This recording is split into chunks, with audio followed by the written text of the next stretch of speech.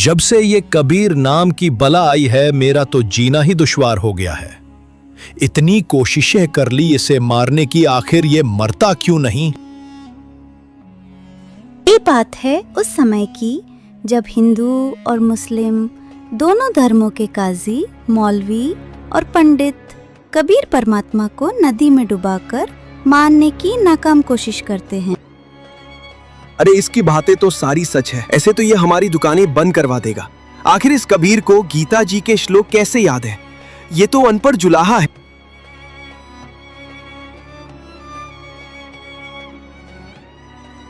गुरुदेव, सुना है आज सम्राट सिकंदर लोधी गांव के दौरे पे आ रहे हैं। यही सही मौका है इस कबीर की शिकायत लगाने का। अब की बार राजा से कहकर इसे नदी में मरवा देंगे। सिकंदर लोधी, जो कि उस समय पूरे भारत के शासक थे, वे दौरे पर जाते रहते अपने से निजी शासकों को देखने कि क्या वो सही से कामकाज संभाल रहे हैं। ऐसे ही एक दिन राजा दौरे पर आता है और उधर सभी पंडित मौलवियों का दौर लग जाता है। वो राजा से कहते हैं, महाराज, अगर कबीर जैसा व्यक्ति हमारे यहाँ रहा तो गांव के बच्चों पर गलत असर पड़ेगा। वो ना तो धर्मों की इज्जत करना जानता है और ना ही साधु संतों की और लोगों को शास्त्रों का ज्ञान उल्टा सीधा करके सुनाता है। हमारी समस्या का समाधान करे राजा। महात्मा, आपको जरूर कोई गलत फहमी हुई होगी। महाराज, गुरुदेव सही कह रहे हैं। उस कबीर ने सारी हदें पार कर रखी हैं। उसे तो निश्चय ही उस कबीर को नदी में डुबा देना चाहिए। उसे जीने का कोई अधिकार नहीं है महाराज।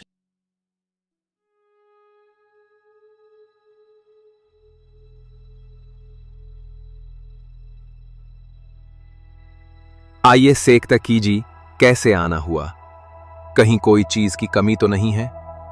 महाराज, आपने ये कतई सही नहीं किया। आपसे ये उम्मीद नहीं थी। आपको अपनी प्रजा की सुननी चाहिए। आप कैसे राजा हैं? वो सही ही तो कह रहे थे। उस कबीर जैसे व्यक्ति को जीने का कोई अधिकार नहीं है। उसे तो मर ही जाना चाहिए। राजा मान पढ़ाई में आ जाता है और स्वयं ही कबीर परमात्मा को बंदी बनाने निकल जाता है। राजा स्वयं अपने हाथों से कबीर साहब को हथकड़ी लगाता है, सिर्फ जनता में नंबर बनाने के लिए कि कहीं जनता मेरी विरोधी ना हो जाए, कहीं जनता सोचे कि महाराज तो कबीर को सजा नहीं दे सकता, ये तो उसका चेला है। राजा स्वयं अपने हाथों से कबीर साहब को बंधक बनाता है, जो कि एक सिपाही का काम था, सिर्फ जनता में नंबर बनाने के लिए। राजा सैनिकों से कहता है कि ले जाओ, इन्हें नदी में डालाओ। हा, चलो सैनिकों, बहुत हो गया इस कबीर का, चलो इसे लेके। राजा मान बढ़ाई के चलते ये तब भूल गया कि जब उसे भयानक जलन का रोग हुआ था तो कोई वैद्य, मौलवी, पंडित कोई राजा को ठीक नहीं कर पाया था। तब बस कबीर परमात्मा के आशीर्वाद मात्र से राजा का जलन का रोग ठीक हो गया था। तभी तो कहते हैं, कबीर राज तजना सहज है, सहज त्रिया का ने, मान बढ़ाई ईर्ष्या दुर्लभ तजना ये। जैसे ही राजा सिकंदर लोधी बोलता है कि ले जाओ और इन्हें नदी में फेंकाओ, सिकंदर खुश हो जाता है और सारी कमान अपने हाथों में संभाल लेता है, क्योंकि उसकी तो मन की हो गई थी। सिकंदर सैनिकों के साथ कबीर साहब को नदी में डुबाकर मरवाने ले जाता है। इस कबीर को पत्थर बांध दो और इसे नाव में ले जाकर नाव से फेंक देना। पत्थरों के वजन से ये डूब जाएगा। समझे मेरी बात सैनिकों? आप कतई चिंता ना करें पीर जी, मैं अभी जाता हूँ और इस कबीर को अभी पत्थरों से बांध के नौका से फेंक दूंगा। सैनिक कबीर परमात्मा को पत्थरों से बांध देते हैं और उन्हें नौका से नदी के बीच में छोड़ आते हैं। कबीर साहब को वहां छोड़ने के बाद सैनिक वहां से चले आते हैं। सेक्तकी राजा से कहता है, क्यों महाराज, पता चल गया ना, ये कोई अल्लाह वल्लाह नहीं है, बस एक जादूगर है। अब देखना कैसे इससे बंधे हुए पत्थर इसे नीचे खींचते हैं। जैसे ही पत्थरों का वजन पड़ेगा, ये कबीर को ले डूबेंगे।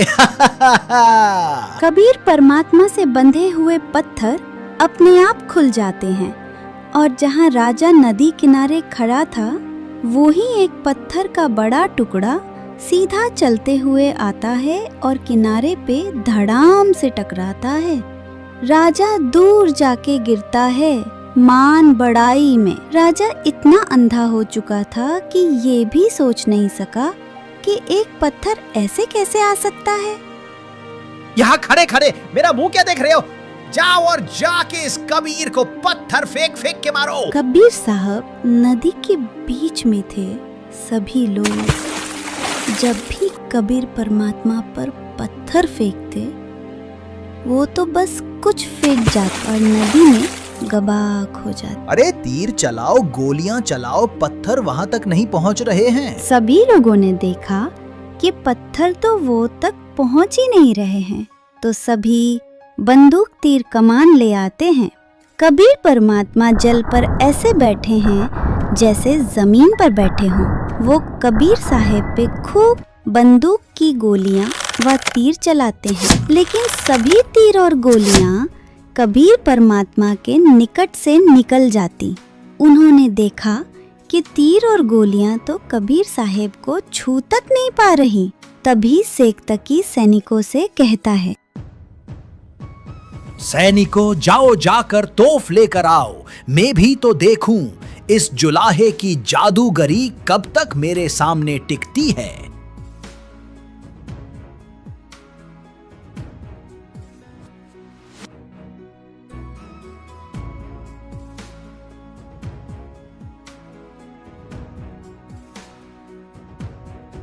जब बंदूक और तीरों से काम नहीं चला तो तोफ मंगाई जाती है। तोफ को अंदर से साफ किया जाता है, फिर उसमें सैनिक गोला डालता है और जैसे ही तोफ चलाई जाती है तो यह तोफ गोले थोड़ी ही दूर जाके नदी में कबाक हो जाते या फिर काफी दूर तालाबों में जा गिरते। इसी तरह कबीर साहिब पर 4 पहर तक गोले तीर दागे जाते हैं, लेकिन कबीर परमात्मा को एक छू तक नहीं सका। सभी लोग भूखे प्यासे पूरे जोर से लगे हुए हैं कबीर साहब को मारने। अब परमात्मा तो दयालु है, उन्होंने देखा ये बेचारे थक गए होंगे, इन्हें 4 पहर हो गए हैं।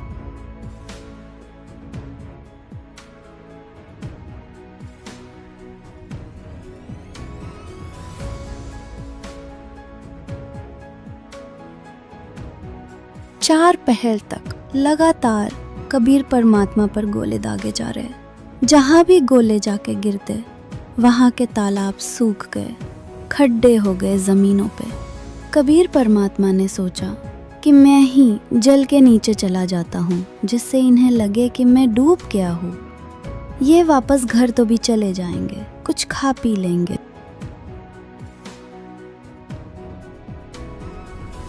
मैं अपने बच्चों को तत्वज्ञान समझाता हूँ और ये मुझे और इस तत्वज्ञान को ना समझकर मुझे ही मारने आते हैं। है तो मेरे ही बच्चे काल के रंग में रंगे हुए हैं। मान बढ़ाई के चलते कुछ नहीं सूझता इन्हें। सुबह से भूखे लगे हुए हैं, मुझे मारने ना कुछ खाया है और ना ही थोड़ा बहुत आराम किया है।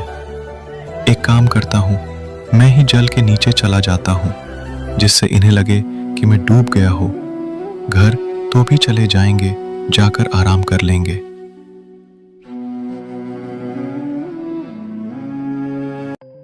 देखा देखा देखा तुमने, वो कभी डूब गया है। मर गया जुलाहा। महाराज देखा तुमने, उस कबीर को तो खेल ही खत्म हो गया है, अब नहीं बच पाएगा। वो नदी में काफी नीचे डूब गया है। अब तो नीचे मिट्टी कीचड़ में दब जाएगा, फिर नहीं निकल पाएगा बाहर। मुझे तो इतनी हंसी आ रही है उस जुलाहे पर। और परमेश्वर कबीर जी ने किसी को बद्दुआ नहीं दी, ना तो वो सारा 1 मिनट में नामो निशान नहीं पाता उनका, क्योंकि वो किसको श्राप दे और किसको बद्दुआ दे अपने बालकों को कभी बद्दुआ दी नहीं जा सकती माता पिता पे, ये सत्क्रम मान लो। चाहे ऊपर ले मन तक गाड़ी भी दे दे कोई, लेकिन जब दुखी होगा, जब रोना आया करे उसने, तो ऐसे ही उन्हें हमारे दुख का पता है कि भांग पी कर मेरा पीछे पड़ रहे और अपनी समर्थता दिखानी थी। भगवान अगर आम व्यक्ति होता, संत होता, तो मर जाता दरिया में इतना कुछ करने के बाद, और फिर भी न्यों के न्यों रहे, और फिर भी आंख ना खुली, मरा नहीं, सारे तो अटकल अपना ली सारे तरीके, तो फिर भी ना मानना ये दानक दुल्हा भगवान है, क्योंकि दुल्हा उसमें था ना, गरीब था। और ये राजा होता रामकृष्ण ने रापा मान लिए, 5-4 घट दिए, 2-4 मार दिए, अरे आपा भगवान से दोगे, ये तो 2 लठ मार के कोई किसान बना लिया। यहाँ के तो नियम यहाँ पर है, और ऐसे भगवान से दोना, ये है समर्थता का खेल। देखियो कबीर साहब को परमात्मा सिद्ध करना, क्योंकि परमात्मा थे ही, अबदास को वो पर दया बख्शी, वो अपनी सारे लक्षण बताए। आज के जमाने में कबीर साहब को परमात्मा सिद्ध करना बालकों का खेल नहीं, और यूं ही हो गया, क्योंकि समर्थ थे, सच्चाई थी। सिला धरी जब नावे में बांधी गले कबीर, गरीब दास फंद टूटे कर ना डूबे जल नीर।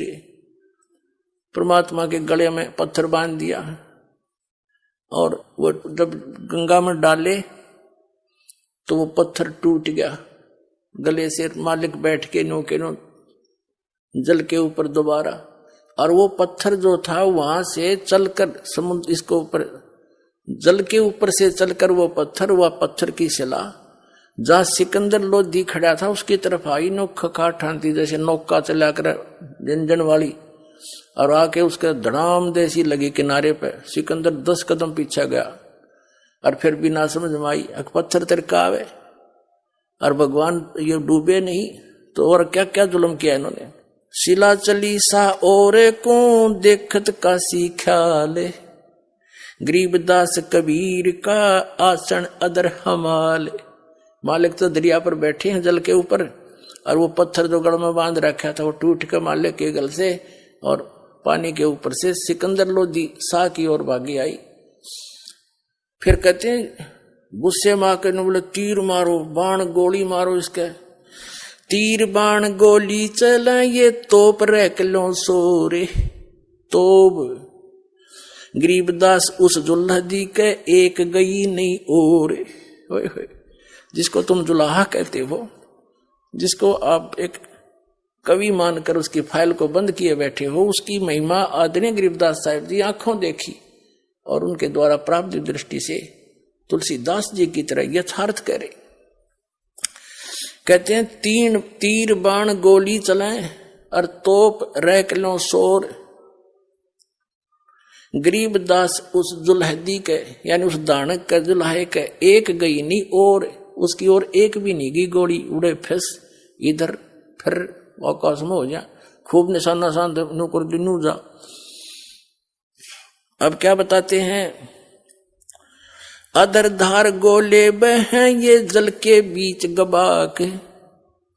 गरीबदास उस जुल्दी पर शस्त्र छूट लाख, यानी लाखों लोग, सेना भी आ गिर, सब पुलिस भी आ गिर, आम व्यक्ति भी जो दुश्मन थे वो ले आए, तीर का काट के कोई गोली मारे। अधर जैसे तोप रख ले सब चले ये तीर बाण कमाने। गरीबदास उस जुल्हदी पर, वह जुल्हदी जल पर रहे अमान। अधर धार अपार गति जल पर लगी समाध। गरीबदास निज ब्रह्म पद ये खेले आद अनाद। जुल्म हुआ डूबा नहीं ये शस्त्र लगे न बाण। गरीबदास अब कौन गति कैसे लीजे प्राण। लगी समाधि अगाध में बिचरे काशी गंगे। गरीबदास की लोल सरिये छू है चरण तरंगे। चार पहर गोले बगे ये दमकी मुल्क मदान। गरीबदास पोखर सूखे वो रहे कबीर अमान।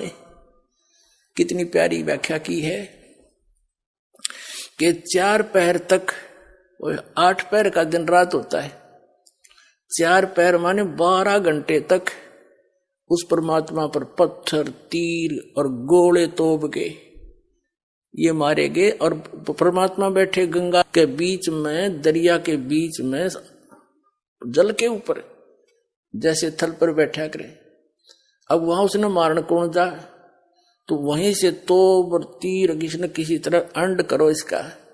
तो क्या क्या बताते हैं गरीबदास साहब जी के तीर बाण गोली चले तोप रे किलो सोरे, दुम दुम हो रही, दुम चारों तरफ से बंदूकों की, तोपों की। गरीबदास उस दुल्हदी के एक गई नी और, उन परमात्मा उस यानी जिसको तुम एक दानक कह के बोल रहे हो, दुल्हा कह के, उसकी तरफ एक भी गोली, तीर और तोप का गोला नहीं गया। कितनी सिंपल लैंग्वेज में कहा है। जैसे हम बालक थे छोटे छोटे, आम कहावत हमारे हरियाणा के अंदर, हम पत्थर जैसे कोई डला मारते थे ना पानी में, तो उसकी आवाज होती थी गभाक। तेनों क्या करते ले जल में पड़ा गभाक देसी बोला। तो यहां उसी लैंग्वेज का प्रयोग कर रहे हैं। क्या बताते हैं, अधरधार गोले बहे, यानी अधरधार वन ऊपर के गोले तोप के या तो दूर जा पड़े पोखरों में, तालाबों में, वह सूख गए सारे। और या वहीं पर उनके आसपास ही, तोपों के आसपास 10, 20, 50, 100 फुट पे जाके, और जल एकदम ऐसे गिर जा, गबक जैसे बोलता है ना, गिरते हुए गोला गबहाक डले बोलते हैं। तो क्या बताते हैं, सिंपल लैंग्वेज में गरीबदास जी बता रहे हैं, अधरधार गोले बहे कुछ जल के बीच गबहाक, यानी उड़े पड़ जा गबक दे ही, आगे नहीं जा परमात्मा।